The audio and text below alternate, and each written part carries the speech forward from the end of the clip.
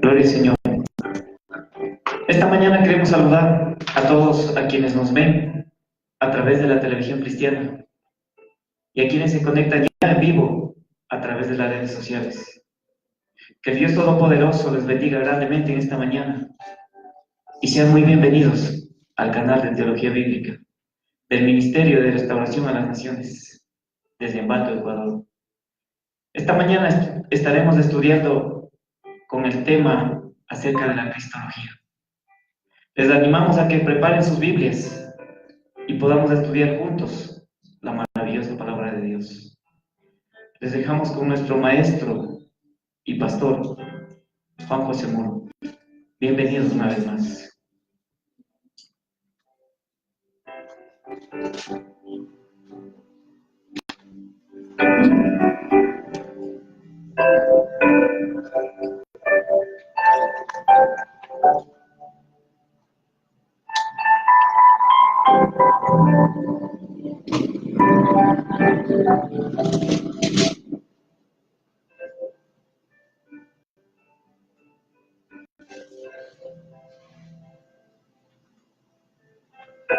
Gloria a Dios para siempre, amados hermanos, amadas hermanas, sean bienvenidos a la Escuela Bíblica un domingo más. Queremos saludar a todos los que nos ven por la televisión cristiana, a todos nuestros hermanos pastores que nos ven a través del canal de Teología Bíblica acá en el Ecuador, también por las redes sociales en Sudamérica, en Centroamérica y también en Norteamérica.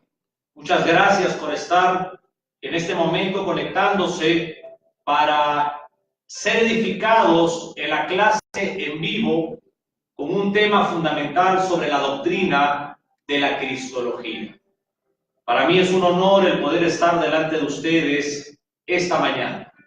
Vamos por favor a ponernos de pie para orar a Dios. Padre Santo, Padre amado, en el nombre digno de nuestro Señor Jesucristo, esta mañana, bendito Jehová, venimos a presentarnos delante de usted para poderle pedir, Dios mío, que tenga la amabilidad de recibirnos ante el trono de gracia. Queremos solicitarle, Jehová, que tenga la gentileza, bendito Dios, de aperturar más nuestro entendimiento, Jehová. Aperturar más la sabiduría para poder, Dios mío, desplegar el conocimiento escritural. Queremos pedirle, eterno Dios, que abra más nuestros ojos espirituales para poder entender la cristología bíblica. Que abra más nuestros oídos espirituales para poder escuchar la cristología bíblica. Enséñenos el corazón del Evangelio. Enséñenos, Padre, cada día más el corazón del Evangelio. Yo quiero rogarle esta mañana, solicitarle por cada hermano pastor que esté escuchando en vivo por la televisión o en diferido. Quiero pedirle por sus hogares, por sus ministerios, para que fortalezca a cada uno de ellos en fe, para que pueda proveer económicamente sus fuertes necesidades ministeriales, sus fuertes necesidades dentro de su hogar. Quiero pedirte, Padre, por todos los enfermos que están postrados en sus casas, por alguna razón no pueden congregar. Quiero clamarte por ellos también, soberano Dios. Bendito Padre. Gracias, mi Dios, por cada hermana y hermano que están en la escuela bíblica en este momento. Gracias, mi Dios, que su palabra nos edifique, que su palabra nos alimente, que su palabra nos restaure. En el nombre del Señor Jesús de Nazaret. Amén. Pueden tomar asiento, tengan la amabilidad. El día de hoy, queridas damas, queridos caballeros, vamos a ingresar a las profundidades de la teología de la cristología. Cuando hablamos de la doctrina de la cristología, es una doctrina principal que todo maestro de púlpito, que todo educador pastor debe de expresarlo a un pueblo. Y que el pueblo en general debe de conocer la persona gloriosa de nuestro Señor Jesucristo. No podríamos ser cristianos sin conocer la doctrina de la cristología. Doctrina fundamental como la doctrina de la eclesiología que debemos de conocer. Vámonos al Nuevo Testamento, a la epístola que Pablo escribió a la iglesia que se encontraba en la ciudad de Corintios. Segunda de Corintios, capítulo 8, versículo 9. Segunda de Corintios, capítulo 8, versículo 9. Y la hermana Yasmine Baja tiene el honor de leer. Gloria al Señor. Vamos a leer la palabra del Señor en el nombre del Padre, en el nombre del Hijo y en el nombre del Espíritu Santo. Segunda de Corintios, capítulo 8, versículo 9. Porque ya conocéis la gracia de nuestro Señor Jesucristo, que por amor a vosotros se hizo pobre, siendo rico, para que vosotros con su pobreza fueseis enriquecidos. Muchas gracias. Cuando nosotros en la teología investigativa ingresamos en las profundidades de las riquezas de las lenguas bíblicas, nos encontramos de que el Antiguo Testamento escrito en hebreo y tanto el Nuevo Testamento escrito en griego, encontramos dialectos. Y el libro de los Corintios fue escrito en un dialecto llamado koiné ático. El dialecto koiné ático era un dialecto griego utilizado por los grandes académicos del mundo conocido. Era utilizado por los grandes científicos, por los grandes juristas, por los grandes médicos y pensadores. Por ejemplo, este koiné ático, el dialecto que se escribió la epístola a los Corintios, lo utilizaron los poetas, lo utilizaron los literatos, como Homero, Platón, Aristóteles. Y este dialecto ático se hablaba en Atenas y en los alrededores de Atenas. Y es en este dialecto que se escribió la epístola a una iglesia que se encontraba en la ciudad de los Corintios. La epístola de los Corintios, queridos hermanos y damas y caballeros, fue escrita por el apóstol Pablo. El apóstol Pablo fue el último de los apóstoles del colegio apostólico del Señor Jesucristo. En la epístola de los Corintios encontramos temas teológicos muy profundos.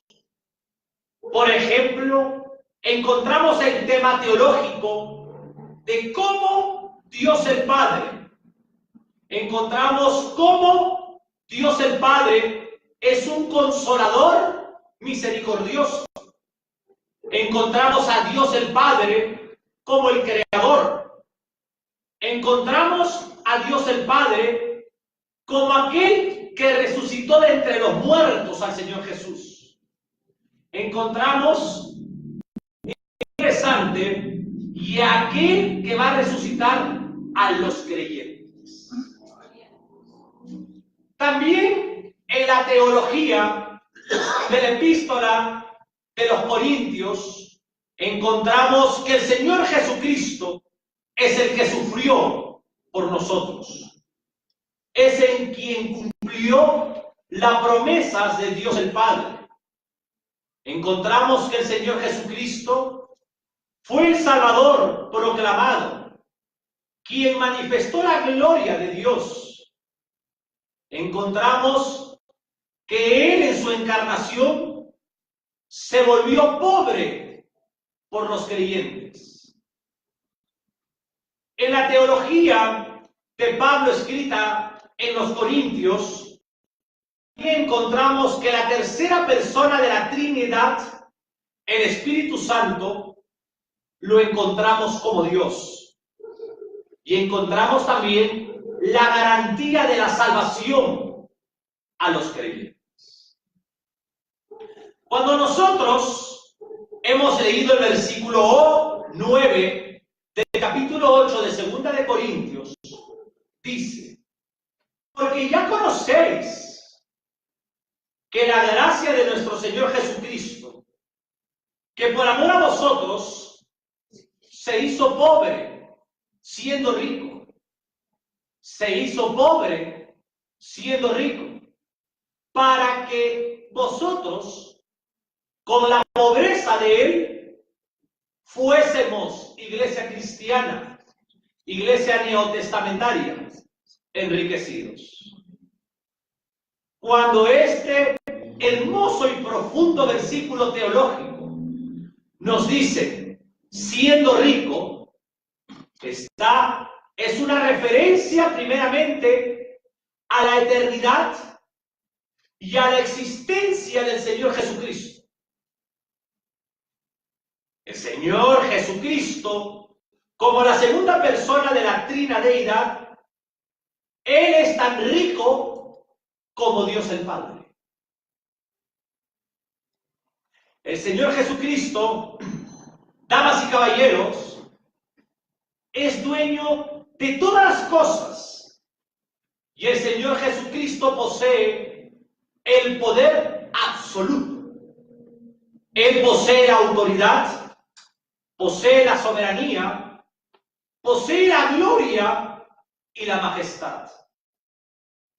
Y usted puede encontrar, no ahora, lo puede estudiar después, esta fuerte información doctrinal que el Señor Jesucristo es Dios.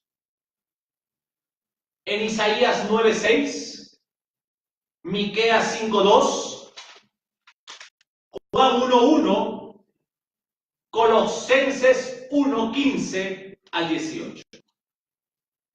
Cuando el versículo 9 dice, se hizo pobre, es una extraordinaria y profunda manifestación teológica sobre la encarnación del Señor Jesucristo. Como lo dice Juan 1:14, Romanos 1:3, Gálatas 4:4, Colosenses 1:20.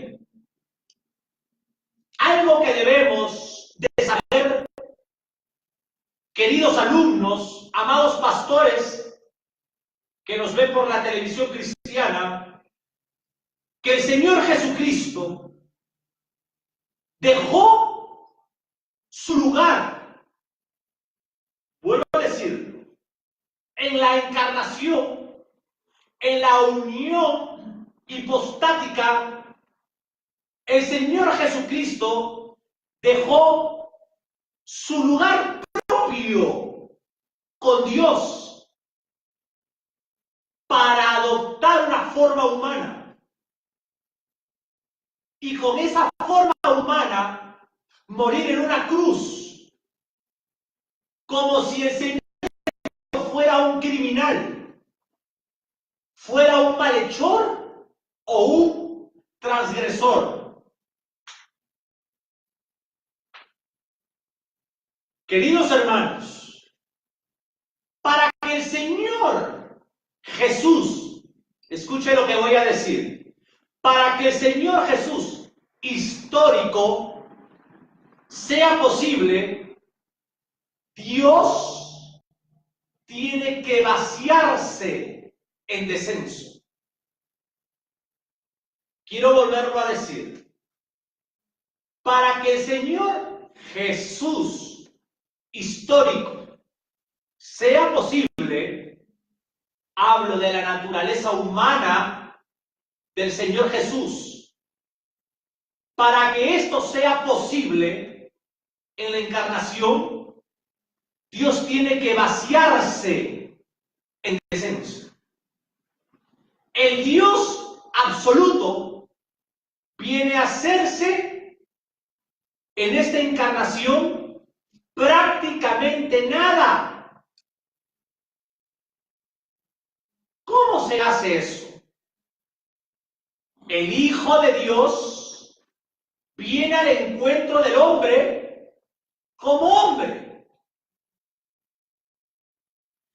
El eterno Hijo de Dios, la segunda persona de la Santísima Trinidad, viene al encuentro del hombre como hombre. Encarnación. En la escuela bíblica es la unión hipostática. Entendamos eso. No significa en modo alguno que la palabra vaciamiento sea la deposición del ser, sea la degradación del ser. En otras palabras, cuando yo digo vaciamiento, no significa que el Hijo de Dios dejó de ser Dios, sino que siendo Dios, viene a una existencia que nunca sería posible para el soberano y el eterno Dios que lo haga en una sola condición divina.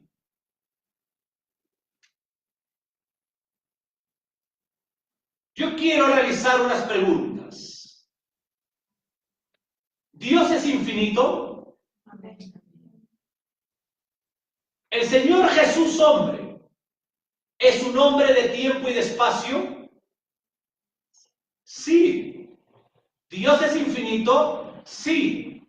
¿El Señor Jesús hombre es un hombre de tiempo y de espacio? Sí. ¿Dios necesita comer? No. Dios sustenta la creación. ¿El Señor Jesús hombre necesitaba comer? Sí.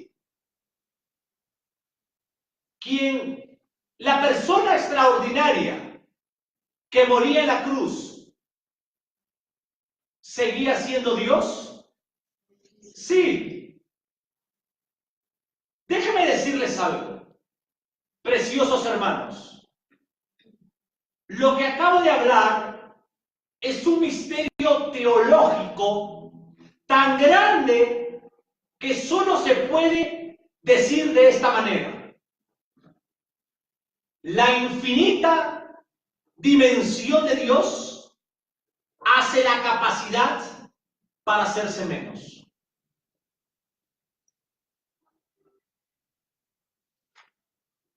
Lo voy a explicar con palabras más prácticas. Dios, mira, solo Dios es capaz de hacer algo que no encaja en la realidad infinita de Dios, a no ser que Dios lo haga. El soberano Dios hace posible hacerse menos, siendo Dios todo.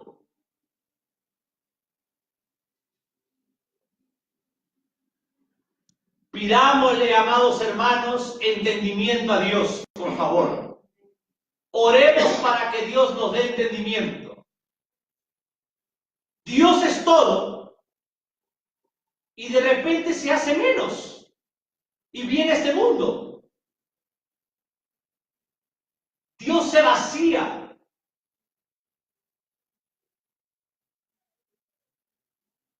El vaciarse del Señor Jesús lo voy a sintetizar formulando las siguientes preguntas, las siguientes interrogantes.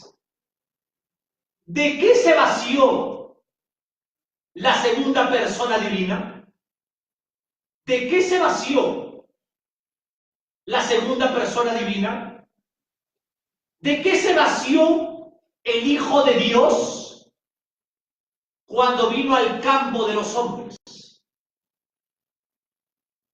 Una posible respuesta podría ser la del versículo 9, de su riqueza. Siendo rico, porque el Señor Jesús es igual de rico como es el Dios Padre. Cuando yo digo siendo rico, en el griego gramatical es plousios homo. Y esto es un participo presente. Y es como decir, como amado,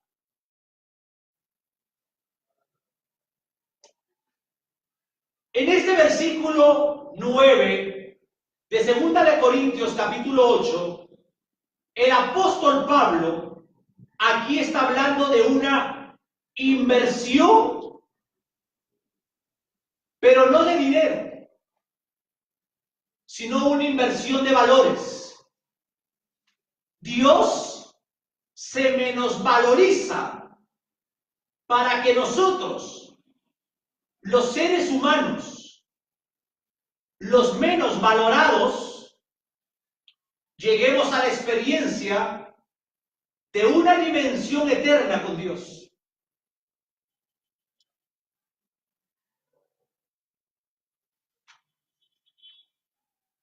Déjeme decirle que la encarnación, la unión hipostática, es un misterio impresionante de las riquezas de la gracia de Dios. En Dios, el Señor Jesucristo se vacía de su enriquecimiento y de su gloria. Quiero dejar en un nivel muy alto esta mañana que el Señor Jesús hombre caminó por la tierra polvorienta de Israel. Y ese Señor Jesús hombre que caminó por la tierra polvorienta de Israel con sandalias, Él es el Dios infinito, el que camina por los caminos polvorientos de Israel.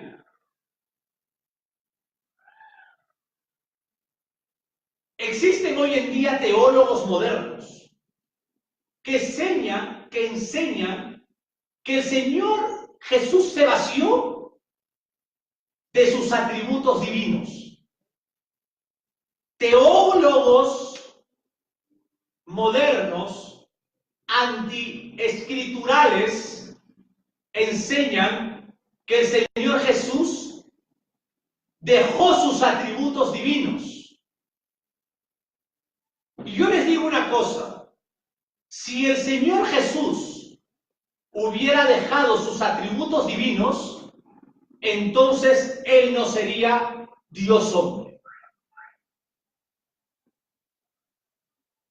Recordemos que solamente Dios es omnipotente. Solamente Dios es omnisciente. Solamente Dios es omnipresente. Solamente Dios es omnisapiente. Solamente Dios es soberano. La esencia divina de sus perfecciones incomunicables, escúcheme bien, que hace que Dios, con estas perfecciones divinas, sea Dios. Cuando yo hablo perfecciones incomunicables, estoy hablando de atributos que Dios no puede comunicar, no puede dar. Dios es omnipotente y Él no puede dar eso a otro. Pero hay atributos comunicables. que Dios puede dar a otros, como el amor. Su atributo de amor, Dios es amor, usted tiene amor. Dios nos ha dado el amor. Es un atributo comunicable. Pero los atributos incomunicables, sus perfecciones incomunicables, solamente son del soberano Dios.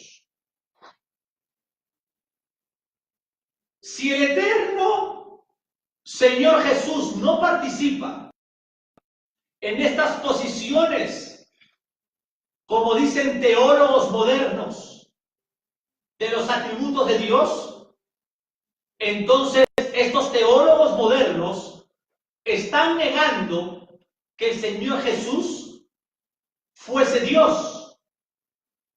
Pero eso es una mentira y una gravedad muy peligrosa para ellos delante de Dios enseñar esto.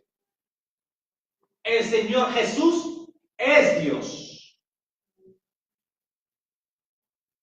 Primeramente quiero decirles, el Señor Jesús limitó como hombre. Él usó de sus perfecciones incomunicables, vuelvo a decir, el Señor Jesús limitó como hombre sus atributos divinos. El Señor Jesús como hombre limitó sus atributos divinos. Digo como hombre, pero el Señor Jesús nunca declinó de esas posiciones. Nunca dejó sus atributos divinos. Limitó sus atributos divinos, pero nunca los dejó. El Señor Jesús los mantenía. ¿Por qué? Escúcheme bien. Porque la naturaleza subsistía, la naturaleza humana del Señor Jesús subsistía en la persona divina del Hijo de Dios.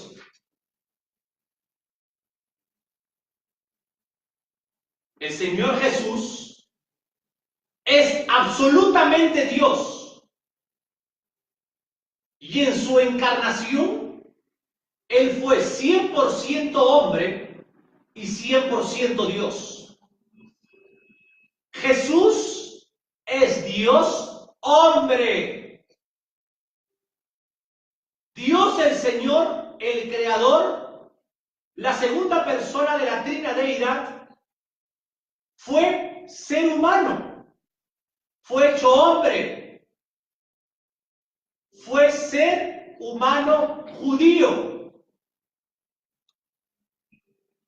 El Cristo, el Dios de la segunda persona de la Trinidad, fue hecho ser humano judío. Hebreos, por favor, capítulo 1, versículo 9. El libro de los Hebreos, capítulo 1, versículo del 8 al 9.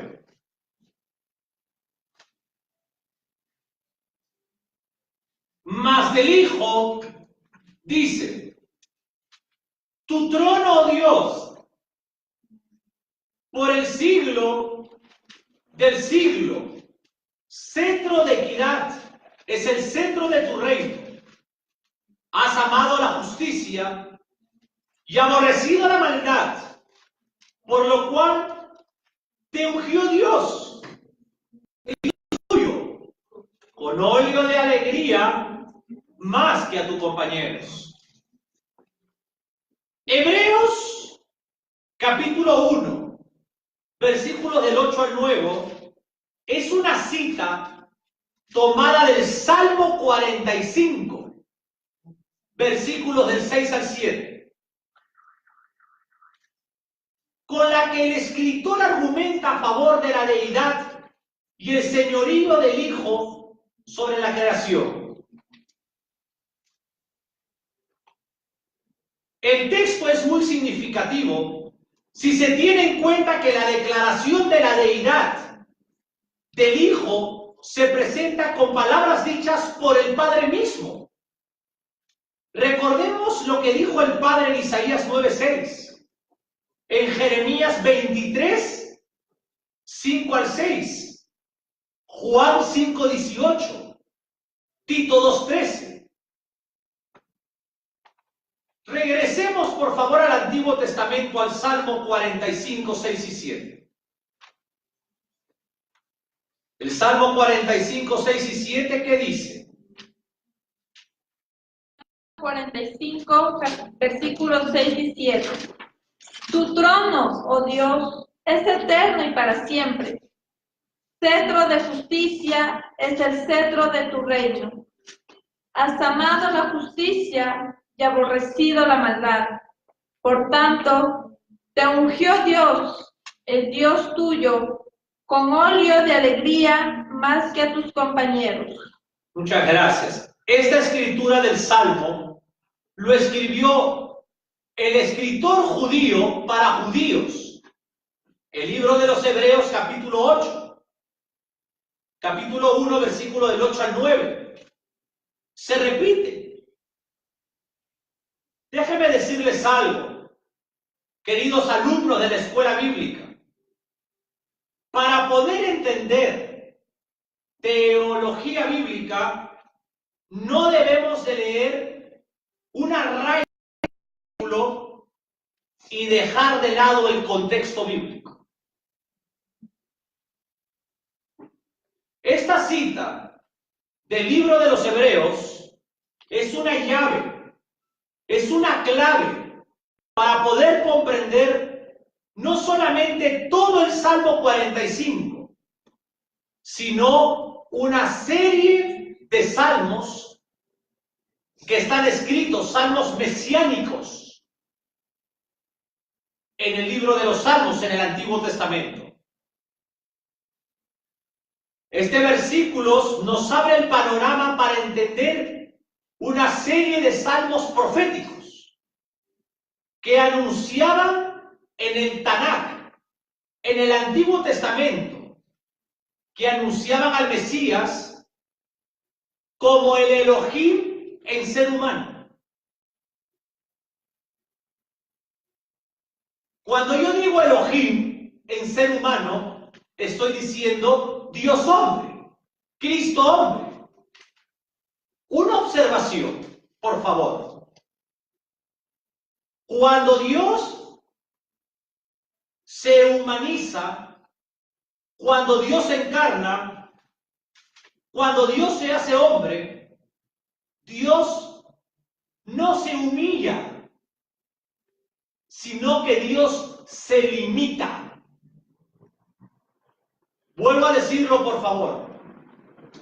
Cuando Dios se hace hombre, cuando Dios se encarna, cuando Dios, el eterno Dios, viene a este mundo de hombres, Él no se humilla, sino Él se limita.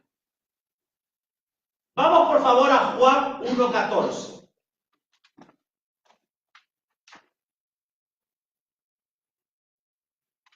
Y el Verbo fue hecho carne y habitó entre nosotros, y vimos su gloria, gloria como de unigénito del Padre, lleno de gracia y verdad.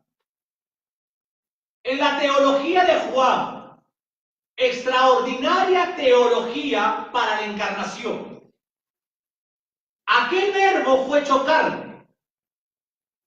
Mientras que el Señor Jesucristo, como Dios, fue hecho eterno y nunca creado, escúcheme bien, la expresión hecho carne confirma que Cristo adoptó la naturaleza humana. Esta realidad es sin duda alguna la más profunda e inescrutable en toda la historia, porque indica que el infinito se volvió finito. El eterno Dios se conformó al tiempo el invisible se hizo visible y el sobrenatural se redujo a sí mismo a lo natural. Sin embargo, queridos pastores, queridos hermanos, en la encarnación, el Verbo de Dios no dejó de ser Dios, sino que se volvió Dios en carne humana, sin disminución alguna, en forma humana, como varón. Varón en el hebreo es Ish, o como el segundo Adán.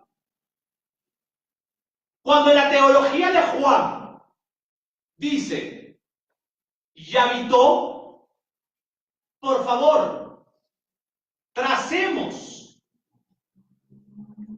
en el griego, en la gramática griega, la expresión habitó. La palabra para habitó en el griego es eskenó, con doble O. Y el significado literal es montar un tabernáculo o vivir en una tienda. El término eskenó, habitó de Juan 1:14, trae a la mente el tabernáculo del Antiguo Testamento, donde Dios se reunía con su pueblo Israel antes de que el templo fuera construido en un tabernáculo. Présteme atención, esto es importantísimo. Éxodo 25:8 dice, y hará un santuario para mí y habitaré en medio de ellos. Eso fue en el Antiguo Testamento. Pero en el Nuevo Testamento, Dios quiso habitar entre su pueblo en una forma más personal, ya no a través del tabernáculo del Antiguo Testamento, sino que el eterno Dios quiso habitar con su pueblo en forma humana. Solamente en carne Dios puede habitar entre nosotros. Por eso Juan 1:14 dice, y habitó entre nosotros. Dios toma una naturaleza humana y se limita a un ser temporal, siendo un Dios eterno e infinito. Dios, al tomar la naturaleza humana, ingresa en el espacio de tiempo como nosotros vivimos. Vuelvo a decir, cuando el eterno Dios toma una naturaleza humana, Él se limita dentro del globo terráqueo, dentro del cosmos, al tiempo y el espacio, como cualquier ser humano.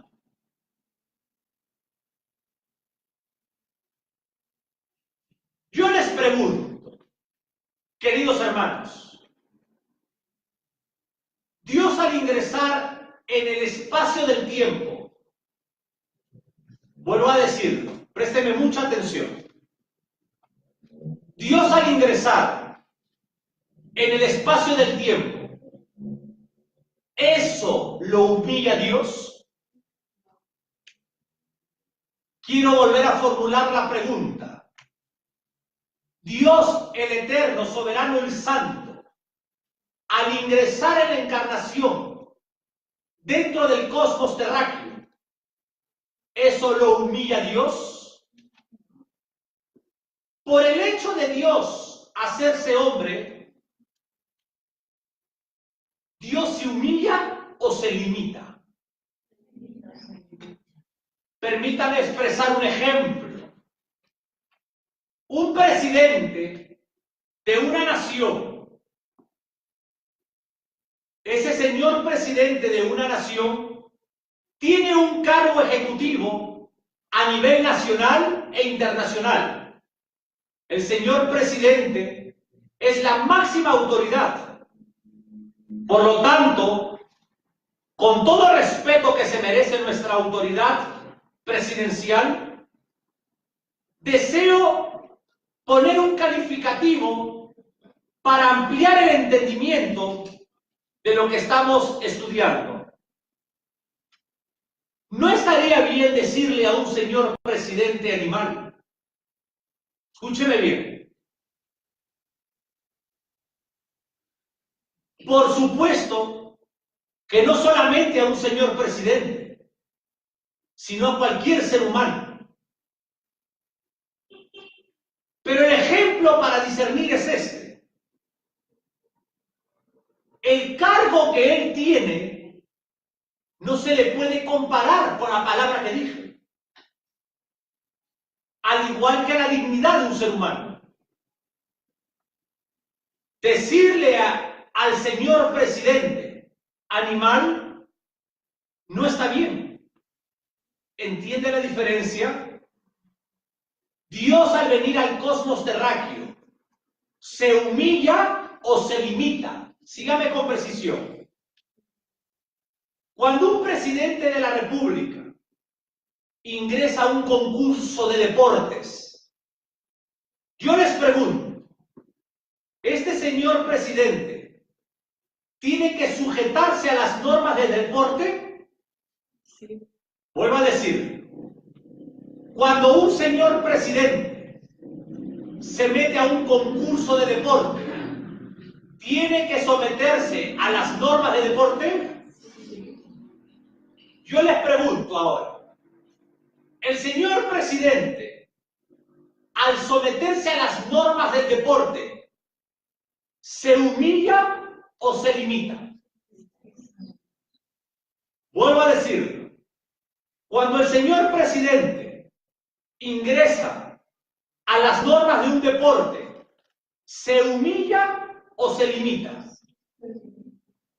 El señor presidente no se humilla, sino se limita. Se somete a las normas del deporte, como todos los competidores. Pero él sigue siendo el señor presidente. El eterno Dios, el soberano Dios, hace historia dentro de la historia de los hombres, como hombre.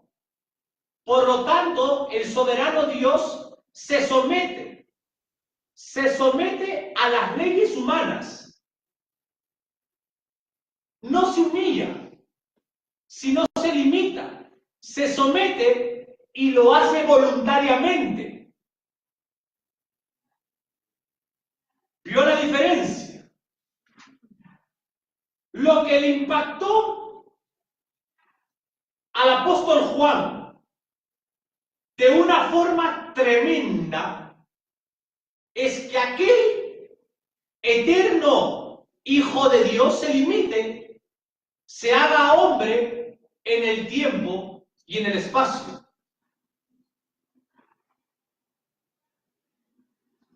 Y solamente lo hizo, escúcheme bien, con un solo propósito, un propósito solemne. El eterno Dios se limitó en la tierra para morir en la cruz por los pecadores. Damas y caballeros, esto es lo más precioso y esto es el significado profundo de la teología de la gracia. Que el eterno Dios habitó entre los hombres, el santo Dios dejó su riqueza para hacerse pobre, para morir en una cruz y enriquecer al creyente en una vida eterna, en una salvación a través de su muerte.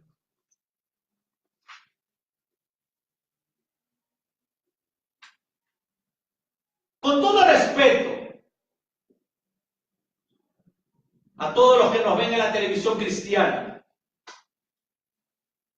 la capacidad de un ministro de la palabra, pregunto, ¿se mide por reprender a la iglesia o se mide por restaurar a la iglesia? La respuesta nos lo da el apóstol Pablo. Él da la característica de un ministro de la palabra. Escuche lo que dice Gálatas 6:1. Hermanos, si alguno fuere sorprendido en alguna falta, vosotros que sois espirituales, restauradle. Esta palabra restaurarle viene del griego catartizo. Restaurarle con un espíritu de mansedumbre. Esa es la característica del hombre de Dios. Déjeme decirle algo. Cuando usted quita la gracia como ministro de la palabra en un púlpito de la iglesia, ya la iglesia no tiene ningún aliciente para el compromiso. Y el apóstol Pablo, en 2 de Corintios 5:14 dice, el amor de Cristo me constriñe. Lo que Pablo está diciendo es que el amor del Señor Jesucristo en la cruz, el morir por los pecadores, el morir por Pablo, el morir por los creyentes, la muerte vicaria del Señor Jesucristo que Él padeció, Él lo hizo por amor. Este amor del Señor Jesucristo nos constriñe. Déjenme decirles algo, damas y caballeros. Esto es una presión que causa una acción. Y es por eso que Pablo resalta la fuerza de su deseo de dar su vida como ministro de la palabra por el Señor Jesucristo. Y esto es mi ejemplo. El poder mirar el amor del Señor Jesús por mis pecados. Eso me lleva a accionar. De que si tengo que morir como mártir, moriré. Si tengo que padecer por el amor de Él en la cruz, por darme vida eterna, padeceré tribulaciones.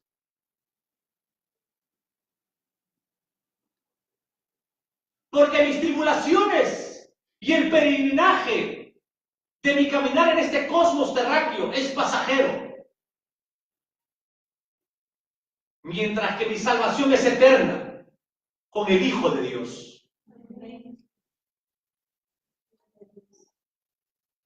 Vamos, por favor, a estar terminando esta clase de la doctrina de la cristología. Pero vámonos al libro de los Filipenses, capítulo 2, versículo del 7 al 8. Libro de los Filipenses, capítulo 2, versículos del 7 al 8. Dice la palabra del Señor.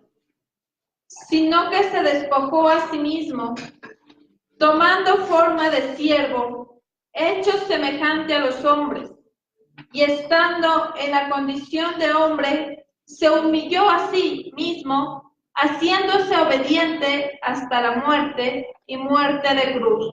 Muchas gracias. Se hizo semejante a los hombres.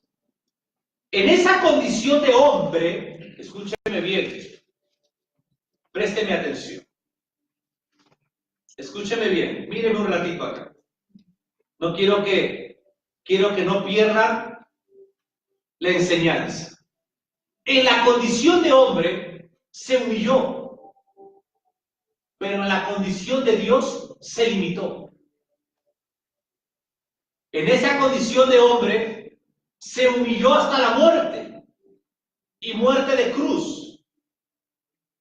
Y lo hizo mediante el vehículo de la humanidad, de lo cual pudo tomar la forma de siervo.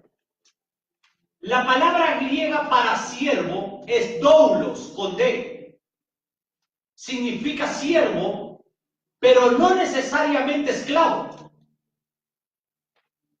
Pero sí una persona que está en un servicio de dependencia o de obligatoriedad. Él se sometió.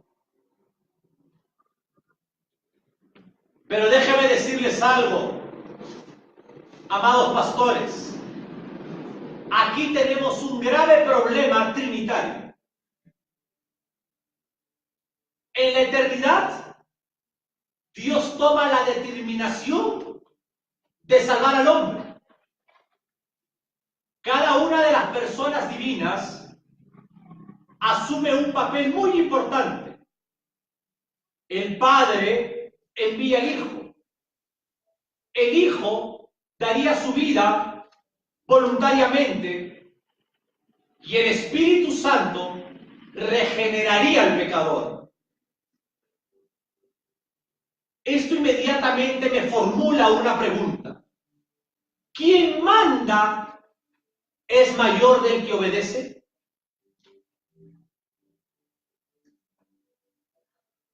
El Padre manda y el Hijo obedece. ¿Quién manda es mayor del que obedece? Sí, pero en la esencia absoluta de la deidad, ninguna persona se manda y ninguna persona obedece. Porque el Padre, porque el Hijo y porque el Espíritu Santo, las tres personas eternas, en su misma esencia, son coiguales, tanto en dignidad, tanto en eternidad, tanto en poder y tanto en gloria.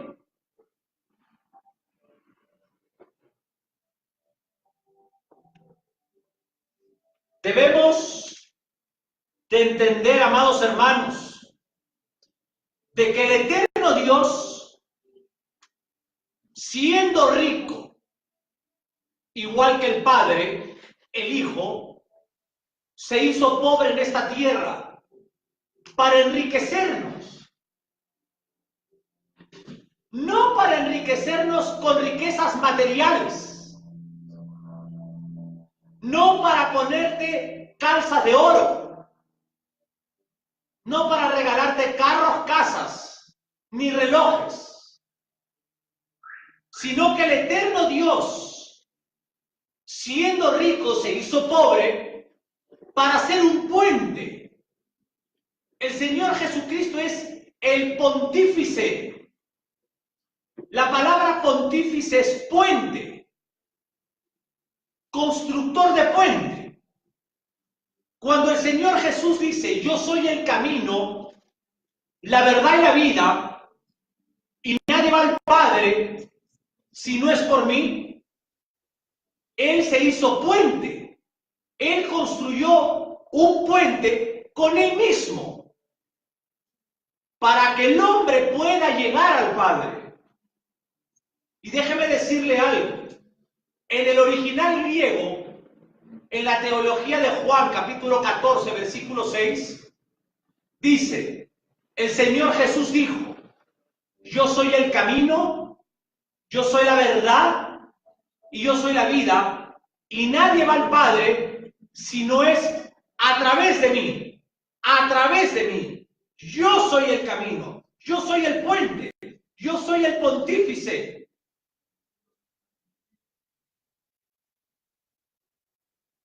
Las riquezas del Señor Jesucristo para el creyente son ricas en espiritualidad.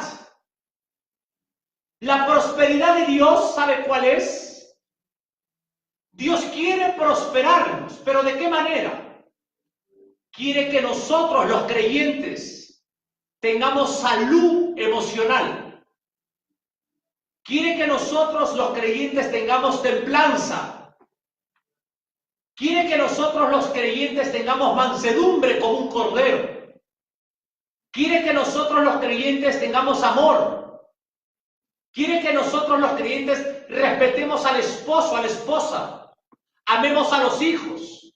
Restauremos el hogar. Proclamemos el evangelio. Quiere que tengamos salud emocional, dignidad. Esa es la prosperidad de Dios.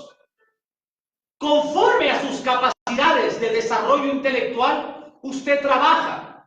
Y conforme a su capacidad de desarrollo, conforme a su cultura, a su sociedad y al país donde vive, usted tiene sus propios ingresos.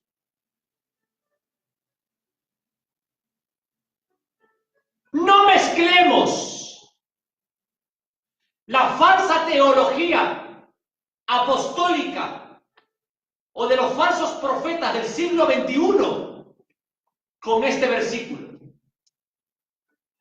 El Señor Jesucristo quiere llenarnos de su paz. Quiere que tengamos sabiduría para desplegar el conocimiento bíblico. Las riquezas de Dios a un pastor, a un maestro, es predicar el evangelio correcto como ministro de la palabra. No profanar un púlpito.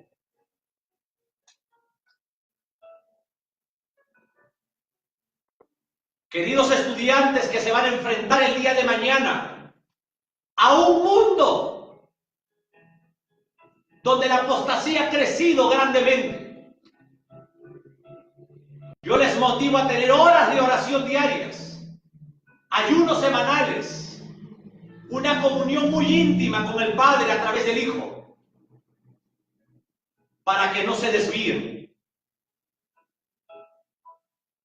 El afán de los púlpitos, de las grandes congregaciones, de las megas iglesias, el entusiasmo positivista, motivacional de predicadores, grandes profesionales de púlpito, oradores de púlpito. Déjenme decirles que el Señor Jesucristo no está ahí.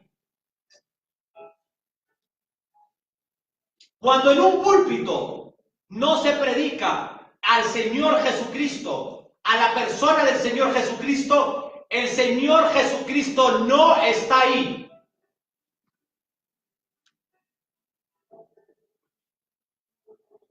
El milagro más grande de Dios al hombre es la vida eterna.